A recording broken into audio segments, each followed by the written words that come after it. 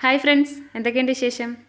ഇന്ന് ഞാൻ മുരിങ്ങയില കൊണ്ട് എളുപ്പത്തിൽ ഉണ്ടാക്കാൻ പറ്റിയ ഒരു കറിയാണ് കാണിക്കുന്നത്. വളരെ കുറച്ച് ഇൻഗ്രീഡിയൻസ് മാത്രം മതി, എന്നാൽ വളരെ ഹെൽത്തി ആയിട്ടുള്ള ഒരു ഐറ്റമാണിത്.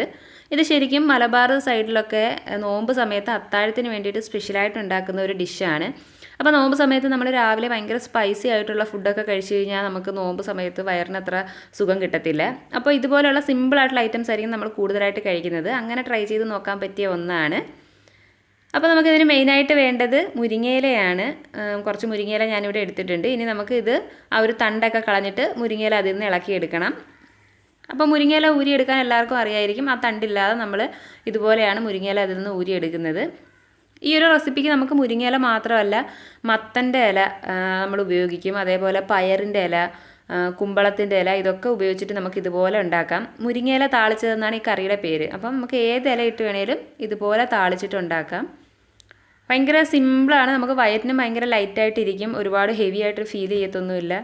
അതേസമയം ഭയങ്കര ഹെൽത്തിയാണ്. മുരിങ്ങയിലയിലൊക്കെ ഒരുപാട് ഗുണങ്ങളുള്ളതാണ്. ഇനി ഇത് നമുക്കൊന്ന് കഴുകിയെടുക്കണം. അപ്പോൾ നമ്മൾ ആ ഇലയൊക്കെ കമ്പിൽ നിന്ന് ഇളക്കുന്നതിന് മുന്നേ അങ്ങനെ തന്നെ വെച്ച് കഴുകിയെടുത്താലും മതി. ഇതിപ്പോൾ ഞാനിങ്ങനെ ഇളക്കിയെടുത്തതിന് ശേഷമാണ് കഴുകുന്നത്. കുറച്ച് വെള്ളം ഒഴിച്ചിട്ട് അതൊന്ന് കഴുകി അരിപ്പിലോട്ട് മാറ്റി വെക്കാം. നമ്മുടെ വീട്ടിൽ പിടിച്ച മുരിങ്ങയില ആണെങ്കിലും അതിൽ അഴുക്കും പൊടിയൊക്കെ ഉണ്ടാവും. അപ്പോൾ അതെന്തായാലും ഒന്ന് കഴുകിയെടുക്കണം. അങ്ങനെ എല്ലാം കഴുകി നമ്മൾ വെള്ളം തോരാനായിട്ട് വെച്ചിട്ടുണ്ട്. ഇനി ഒരു പാത്രം അടുപ്പിലോട്ട് വെച്ചിട്ട് അത് ചൂടാകുമ്പോൾ അതിലോട്ട് 2 ടേബിൾ സ്പൂൺ ഓയിൽ ഒഴിച്ചു കൊടുക്കാം. അപ്പോൾ വെളിച്ചെണ്ണ ഒഴിക്കുന്നതായിരിക്കും നല്ലത്. വെളിച്ചെണ്ണ നന്നായിട്ട് ചൂടാകുമ്പോൾ അതിലേക്കൊരു 4-5 ചെറിയ ഉള്ളി, ചുമന്നുള്ളി ചതച്ചത് ഇട്ട് കൊടുക്കാം. അപ്പോൾ ചതച്ച് തന്നെ എടുക്കണം എന്നില്ല, ചെറുതായിട്ട് അരിഞ്ഞെടുത്തിട്ട് ഇട്ട് കൊടുത്താലും മതി. ഇനി ഇതൊന്ന് വഴറ്റിയെടുക്കണം. അപ്പോൾ നമ്മളിതിൽ വേറെ അധികം സ്പൈസുകൾ, മസാലകളൊന്നും ഉപയോഗിക്കുന്നില്ല.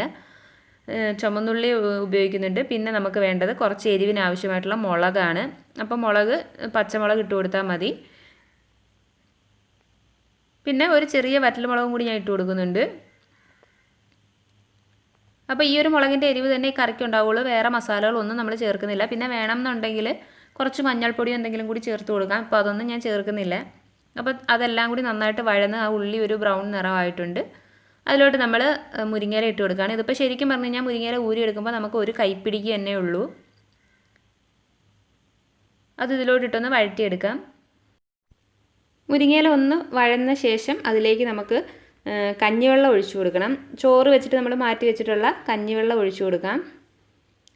ആ കഞ്ഞിവെള്ളമാണ് ഇതിൻ്റെ ഒരു പ്രത്യേകത എന്ന് പറയുന്നത്. കഞ്ഞിവെള്ളത്തിൽ ആ മുരിങ്ങയില വെന്ത് വരുമ്പോഴാണ് ശരിക്കും ആ കറിക്ക് നല്ലൊരു ടേസ്റ്റ് ഉണ്ടാവുന്നത്. ഇത് ശരിക്കും നോമ്പിന് 30 ദിവസവും ഇപ്പോഴും ഉണ്ടാക്കുന്ന വീടുകളുണ്ട് മലബാർ ഭാഗത്തൊക്കെ. അവരെല്ലാ ദിവസവും നോമ്പിന് ഇത് തന്നെയാണ് അത്താഴത്തിന് വേണ്ടിയിട്ട് ഉണ്ടാക്കുന്നത്. പണ്ട് തൊട്ടേ ചെയ്തു വരുന്ന ഒരു റെസിപ്പിയാണിത്.